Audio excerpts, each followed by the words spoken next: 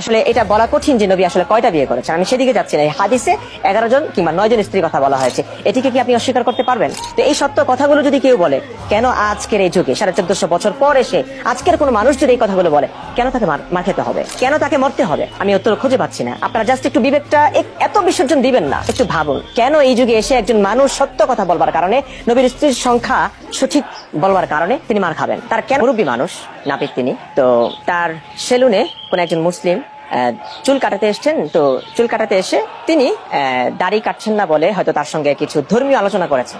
সেই আলোচনায় ফুটে উঠেছে, তিনি বলেছিলেন যে তোমাদের নবী তো আসলে অনেক অনেক বিয়ে করেন এবং খুব অল্প বয়সী মেয়েদেরকে বিয়ে করেছেন, তার চরিত্রে কোনো সমস্যা আছে, এরকম কিছু তিনি বলেছিলেন। এতেই ওই মুসলিম পুরুষ এই মুরব্বী বৃদ্ধকে পেটানো শুরু করলেন, আঘাত শুরু করলেন। তার ধর্মীয় অনুভূতিতে আঘাত লেগেছে। আমি বুঝি না এই ধর্মীয় অনুভূতিটা আসলে কি।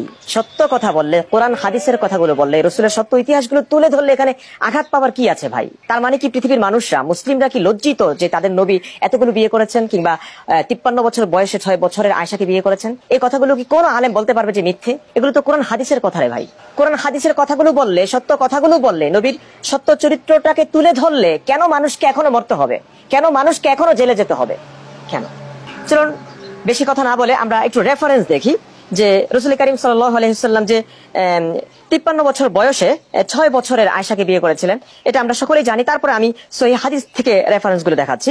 সহিহ মুসলিম হাদিস একাডেমি হাদিস নং 3370 নং হাদিসটা দেখুন। পরিচ্ছেদ আনা হয়েছে, পিতা অপ্রাপ্ত বয়স্কা কুমারী কন্যার বিবাহ দিতে পারে। এখানে হাদিসটা আমি সংক্ষেপে শোনাচ্ছি। আয়েশা রাদিয়াল্লাহু তাআলা আনহা থেকে বর্ণিত, তিনি বলেন রাসূলুল্লাহ সাল্লাল্লাহু আলাইহি ওয়াসাল্লাম আমাকে বিয়ে করেছেন, আমার বয়স তখন 6 বছর। তিনি আমাকে নিয়ে বাসর ঘরে যান, তখন আমার বয়স 9 বছর। হাদিসটা দীর্ঘ, আপনারা সার্চ করে এই হাদিসটা পেয়ে যাবেন, দেখে নিতে পারেন পুরো হাদিসটাতে কি বলা হয়েছে। শেষে আয়েশার কি সমস্যা হয়েছে সেই কথা বলা হয়েছে। 1 মাস যাবত তিনি জ্বরে ভুগেছিলেন। আমি জানি না কি অবস্থায়, যারা ডাক্তার আছেন তারা বলতে পারবেন যে 9 বছর বয়সে একটা মেয়ের সঙ্গে যখন বাসর করা হয় তখন তার কি সমস্যা হতে পারে, সেই কারণে কিনা আমি জানি না। হাদিসটা পুরোটা পড়ে নিতে পারেন।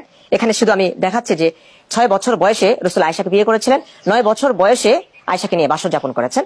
সহিহ হাদিসে লেখা আছে ভাই। এবং আপনারা একটু বিবেকটা খাটান যে একজন আয়েশা, আল্লাহ রসুল যখন মারা যান তখন আয়েশার বয়স কত আপনি জানেন? মাত্র 18 বছর। এই সভ্য যুগে এখন 18 বছরের আগে কোনো মেয়েকে বিয়ে দেওয়া যায় না। 18 বছরে মাত্র একটা মেয়ে সে বিয়ের জন্য প্রস্তুত হয়, তারপরে 18 বছরে বিয়ে না করাই ভালো। আচ্ছা, সেদিকে আমি যাচ্ছি না।